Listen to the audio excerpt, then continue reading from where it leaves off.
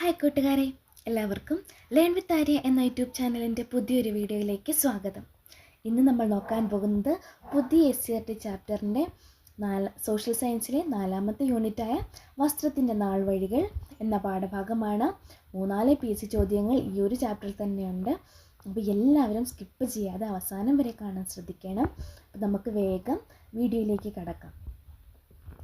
Chapter 4, വസ്ത്രത്തിൻ്റെ നാൾ വഴികൾ. വസ്ത്രത്തിൻ്റെ പ്രയോജനങ്ങൾ എന്തൊക്കെയാണ്? തണുപ്പിൽ നിന്ന് സംരക്ഷിക്കുന്നു, ചൂടിൽ നിന്ന് സംരക്ഷിക്കുന്നു, ശരീരത്തിൽ ചൂട് നിലനിർത്തുന്നു, പ്രാണികളിൽ നിന്ന് സംരക്ഷിക്കുന്നു. എന്തൊക്കെയാണ്? തണുപ്പിൽ നിന്ന് സംരക്ഷിക്കുന്നു, ചൂടിൽ നിന്ന് സംരക്ഷിക്കുന്നു, ശരീരത്തിൽ ചൂട് നിലനിർത്തുന്നു, പ്രാണികളിൽ നിന്ന് സംരക്ഷിക്കുന്നു. ആദിമ മനുഷ്യർ വസ്ത്രമായി ഉപയോഗിച്ചിരുന്ന വസ്തുക്കൾ എന്തൊക്കെയാണ്? പുല്ല്, ഇലകൾ, മൃഗങ്ങളുടെ തോല്, മരത്തോല്, മൃഗങ്ങളുടെ രോമം, ഇവയൊക്കെയാണ് ആദിമ മനുഷ്യർ വസ്ത്രമായി ഉപയോഗിച്ചിരുന്ന വസ്തുക്കൾ. അടുത്തത്, മിനുസപ്പെടുത്തിയ കല്ലുകളെ ആയുധങ്ങളാക്കിയിരുന്ന കാലഘട്ടത്തിൽ വസ്ത്രങ്ങൾ തുന്നുന്നതിന് ഉപയോഗിച്ചിരുന്നത് എന്താണെന്നറിയാമോ? കൽസൂചിയാണ്. മിനുസപ്പെടുത്തിയ കല്ലുകളെ ആയുധങ്ങളാക്കിയിരുന്ന കാലഘട്ടത്തിൽ വസ്ത്രങ്ങൾ തുന്നുന്നതിന് ഉപയോഗിച്ചിരുന്നത് കൽസൂചിയാണ്. അടുത്തത്, ലോകവ്യാപകമായി വസ്ത്രങ്ങൾ ഉണ്ടാക്കാൻ ഉപയോഗിക്കുന്ന വസ്തു ഏതാണ്? പരുത്തിയാണ്, കോട്ടൺ. ലോകവ്യാപകമായി വസ്ത്രങ്ങൾ ഉണ്ടാക്കാൻ ഉപയോഗിക്കുന്ന വസ്തു ഏതാണ്? പരുത്തി, കോട്ടൺ. അടുത്തത്, യൂണിവേഴ്സൽ ഫൈബർ എന്നറിയപ്പെടുന്നത് എന്താണ്? പരുത്തിയാണ്, ഇമ്പോർട്ടൻ്റ് ആണ്. PYKയോട് ചോദിച്ചിട്ടുള്ള ചോദ്യമാണ്, ഇമ്പോർട്ടൻ്റ് ആണ്. യൂണിവേഴ്സൽ ഫൈബർ പരുത്തി, കോട്ടൺ. യൂണിവേഴ്സൽ ഫൈബർ പരുത്തി. സിന്ധു നദീതട നിവാസികളാണ് ലോകത്ത് ആദ്യമായി പരുത്തി കൃഷി ചെയ്തത്. ആരാണ് ആദ്യമായി പരുത്തി കൃഷി ചെയ്തത്? സിന്ധു നദീതട നിവാസികളാണ് ലോകത്ത് ആദ്യമായി പരുത്തി കൃഷി ചെയ്തത്. പരുത്തിയുടെ ജന്മദേശം ഏതാണ്? അത് നമ്മുടെ ഇന്ത്യയാണ്. പരുത്തിയുടെ ജന്മദേശം ഇന്ത്യയാണ്. അടുത്തത്, പശ്ചിമ ബംഗാളിലെ ഹൂഗ്ലി നദീതീരത്ത് കേന്ദ്രീകരിച്ചിരിക്കുന്ന വ്യവസായം ഏതാണ്? ചണ വ്യവസായമാണ്. പശ്ചിമ ബംഗാളിലെ ഹൂഗ്ലി നദീതീരത്ത് കേന്ദ്രീകരിച്ചിരിക്കുന്ന വ്യവസായം ചണ വ്യവസായം. പശ്ചിമ ബംഗാളിലെ ഹൂഗ്ലി നദീതീരത്ത് കേന്ദ്രീകരിച്ചിരിക്കുന്ന വ്യവസായം ഏതാണ്? ചണ വ്യവസായം. അടുത്തത്, ലോകത്ത് ചണകൃഷിയുടെ ഭൂരിഭാഗവും ഇന്ത്യയിലെ ഗംഗാതീരത്താണ്. ലോകത്ത് ചണകൃഷിയുടെ ഭൂരിഭാഗവും ഇന്ത്യയിലെ ഗംഗാതീരത്താണ്. അടുത്ത നോക്കി, ഗോൾഡൻ ഫൈബർ എന്നറിയപ്പെടുന്നത് ഏതാണ്? ചണമാണ്, ജൂട്ടാണ്. ഗോൾഡൻ ഫൈബർ ചണം, ജൂട്ട്. ഇമ്പോർട്ടൻ്റ് ആണ്, PYKയായിട്ട് ചോദിച്ചിട്ടുള്ള ചോദ്യമാണ്. ഗോൾഡൻ ഫൈബർ എന്നറിയപ്പെടുന്നത് ചണമാണ്, ജൂട്ട്. അടുത്തത്, ലോകത്തിൽ ചണം ഉൽപ്പാദനത്തിൽ മുന്നിൽ നിൽക്കുന്ന രാജ്യം ഏതാണ്?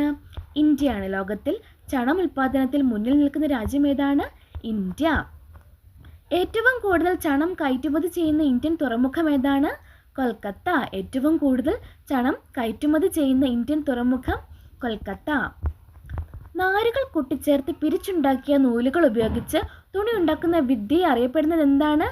നെയ്ത്ത്. നാരുകൾ കൂട്ടിച്ചേർത്ത് പിരിച്ചുണ്ടാക്കിയ നൂലുകൾ ഉപയോഗിച്ച് തുണി ഉണ്ടാക്കുന്ന വിദ്യയാണ് നെയ്ത്ത്. വസ്ത്രനിർമ്മാണ രംഗത്ത് മുന്നേറ്റമുണ്ടാക്കിയ കണ്ടുപിടുത്തം ഏതാണ്? കൈത്തറി. വസ്ത്രനിർമ്മാണ രംഗത്ത് മുന്നേറ്റമുണ്ടാക്കിയ കണ്ടുപിടുത്തമാണ് കൈത്തറി.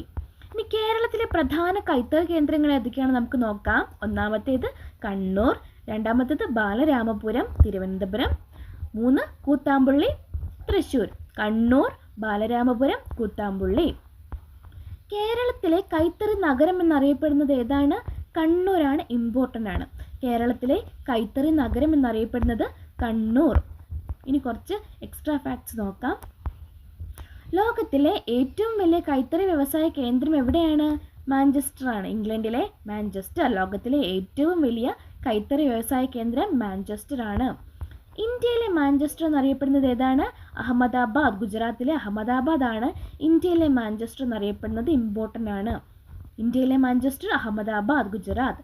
ഇനി ദക്ഷിണേന്ത്യയിലെ മാഞ്ചസ്റ്ററോ? കോയമ്പത്തൂർ, തമിഴ്നാട്. ദക്ഷിണേന്ത്യയിലെ മാഞ്ചസ്റ്റർ കോയമ്പത്തൂർ, തമിഴ്നാട്. വടക്കേ ഇന്ത്യയിലെ മാഞ്ചസ്റ്റർ ഏതാണ്? ഉത്തർപ്രദേശിലെ കാൺപൂർ ആണ് വടക്കേ ഇന്ത്യയിലെ മാഞ്ചസ്റ്റർ, ഉത്തർപ്രദേശിലെ കാൺപൂർ. ഇനി കേരളത്തിലെ മാഞ്ചസ്റ്റർ ഏതാണ്? കണ്ണൂരാണ്. കേരളത്തിൻ്റെ മാഞ്ചസ്റ്റർ കണ്ണൂർ. ഇന്ത്യയിലെ നെയ്ത്ത് പട്ടണം ഏതാണ്? പാനിപ്പട്ട്. ഹരിയാനയിലെ പാനിപ്പട്ടാണ് ഇന്ത്യയിലെ നെയ്ത്ത് പട്ടണം, ഇമ്പോർട്ടൻ്റ് ആണ്. ഹരിയാനയിലെ പാനിപ്പട്ടാണ് ഇന്ത്യയിലെ നെയ്ത്ത് പട്ടണം. ഇനി ഇന്ത്യയുടെ പരുത്തി തുറമുഖം ഏതാണ്? മഹാരാഷ്ട്രയിലെ മുംബൈ ആണ് ഇന്ത്യയുടെ പരുത്തി തുറമുഖം. മുംബൈ. കോട്ടണോപോളിസ് മുംബൈ. ഇന്ത്യയുടെ പരുത്തി തുറമുഖം മുംബൈ. ഇമ്പോർട്ടൻ്റ് ആണ്, ചോദിക്കും.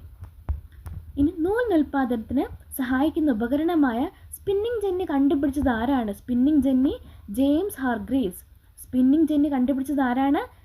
ഹാർഗ്രീവ്സ്. ഇമ്പോർട്ടൻ്റ് ആണ്, PYK ചോദിച്ചിട്ടുള്ള ചോദ്യമാണ്. Spinning jenny James Hargreaves. അടുത്തത്, കൈത്തറിയേക്കാൾ വേഗത്തിൽ തുണി ഉത്പാദിപ്പിക്കാൻ സഹായിക്കുന്ന യന്ത്രത്തറി പവർലൂം കണ്ടുപിടിച്ചത് ആരാണ്? എഡ്മണ്ട് കാർട്ട്റൈറ്റ് ആണ്. കണ്ടുപിടിച്ചത് എഡ്മണ്ട് കാർട്ട്റൈറ്റ്. യന്ത്രത്തറി പവർലൂം കണ്ടുപിടിച്ചത് എഡ്മണ്ട് കാർട്ട്റൈറ്റ് ആണ്. ഇമ്പോർട്ടൻ്റ് ആണ്, ചോദിക്കും. ഇനി വസ്ത്രനിർമ്മാണത്തിൽ ഉപയോഗിക്കുന്ന നാരുകൾ എത്ര വിധമാണ്? അത് 2 വിധമാണ്. ഏതൊക്കെയാണ്? പ്രകൃതിദത്ത നാരുകളും കൃത്രിമ നാരുകളുമാണ്. ജന്തുക്കളിൽ നിന്നും സസ്യങ്ങളിൽ നിന്നും ഉൽപ്പാദിപ്പിക്കുന്ന നാരുകളാണ് എന്ത്? പ്രകൃതിദത്ത നാരുകൾ. ജന്തുക്കളിൽ നിന്നും സസ്യങ്ങളിൽ നിന്നും ഉൽപ്പാദിപ്പിക്കുന്ന നാരുകളാണ് പ്രകൃതിദത്ത നാരുകൾ. ജന്തുക്കളിൽ നിന്നുള്ള പ്രകൃതിദത്ത നാരുകൾ ഏതൊക്കെയാണ്? കമ്പിളി, ചെമ്മരിയാട്, പട്ട്, പട്ടുനൂൽപ്പുഴു. പട്ടുനൂൽപ്പുഴു. അടുത്തത്, സസ്യങ്ങളിൽ നിന്നുള്ള പ്രകൃതിദത്ത നാരുകൾ ഏതൊക്കെയാണ്?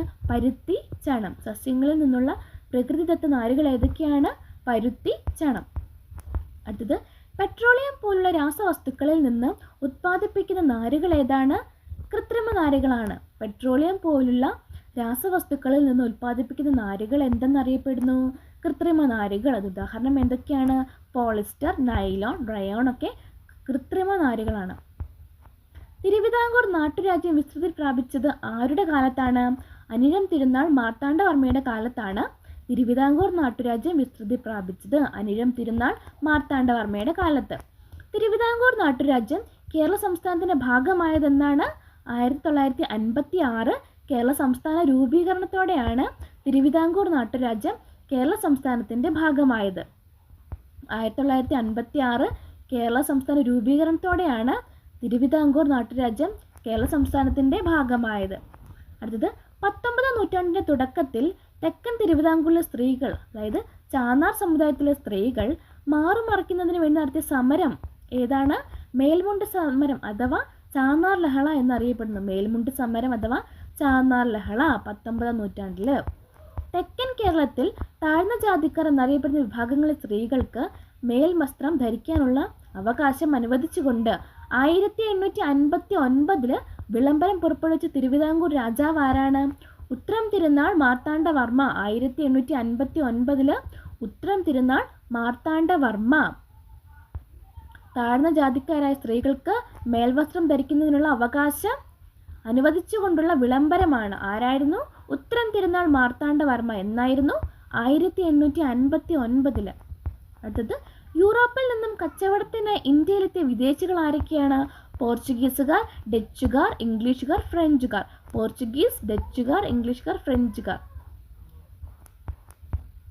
ഇന്ത്യയെ ഏറ്റവും കൂടുതൽ കാലം കോളനിയാക്കി വെച്ചിരുന്ന വിദേശികൾ ആരാണ്? ഇംഗ്ലീഷുകാരാണ്. ഇന്ത്യയെ ഏറ്റവും കൂടുതൽ കാലം കോളനിയാക്കി വെച്ചിരുന്ന വിദേശികൾ ആരാണ്? ഇംഗ്ലീഷുകാർ. സ്വദേശി പ്രസ്ഥാനം ആരംഭിച്ച വർഷം ഏതാണ്? 1905 ഓഗസ്റ്റ് 7. സ്വദേശി പ്രസ്ഥാനം ആരംഭിച്ച വർഷം എന്നാണ്? 1905 ഓഗസ്റ്റ് 7 സ്വദേശി പ്രസ്ഥാനം ആരംഭിച്ചത്. ഇമ്പോർട്ടൻ്റ് ആണ്. ഓഗസ്റ്റ് 7 കൈത്തറി ദിനമായി ആചരിക്കുന്നു. ഓഗസ്റ്റ് 7 കൈത്തറി ദിനം എന്ന് മുതലാണ്? 2015 മുതലാണ് ഓഗസ്റ്റ് 7 കൈത്തറി ദിനമായി ആചരിക്കുന്നത്. അടുത്തത്, 1905 ബംഗാൾ വിഭജനത്തെ തുടർന്ന് ഉയർന്നു വന്ന പ്രസ്ഥാനം ഏതാണ്? സ്വദേശി പ്രസ്ഥാനം. ഇമ്പോർട്ടൻ്റ് ആണ്. ബംഗാൾ വിഭജനം എന്നായിരുന്നു?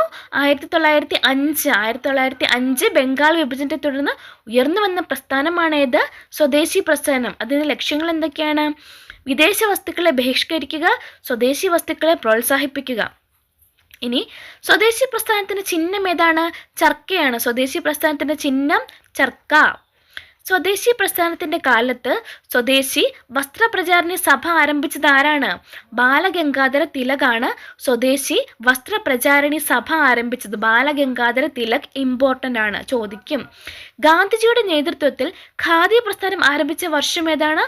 1918. ഗാന്ധിജിയുടെ നേതൃത്വത്തിൽ ഖാദി പ്രസ്ഥാനം ആരംഭിച്ച വർഷം ഏതാണ്?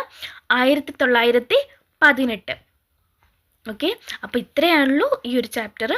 അപ്പം എല്ലാവരും നന്നായിട്ട് പഠിക്കുക, പോയിൻറ്റ്സൊക്കെ നോട്ട് ചെയ്യുക. ഒരു 3-4 പോയിൻറ്റ്സ് ഈ ഒരു ചാപ്റ്ററിൽ തന്നെയുണ്ട്. അപ്പം നന്നായിട്ട് പഠിക്കുക. ഇനി അടുത്തൊരു വീഡിയോയ്ക്ക് നമുക്ക് വീണ്ടും കാണാം. വീഡിയോ ഇഷ്ടപ്പെട്ടെങ്കിൽ, ഉപകാരപ്പെട്ടെങ്കിൽ ലൈക്ക് ചെയ്യുക, ഷെയർ ചെയ്യുക, സബ്സ്ക്രൈബ് ചെയ്യുക. അപ്പോൾ പുതിയൊരു വീഡിയോ ആയിട്ട് നമുക്ക് വീണ്ടും കാണാം. അതുവരെ നന്ദി, നമസ്കാരം.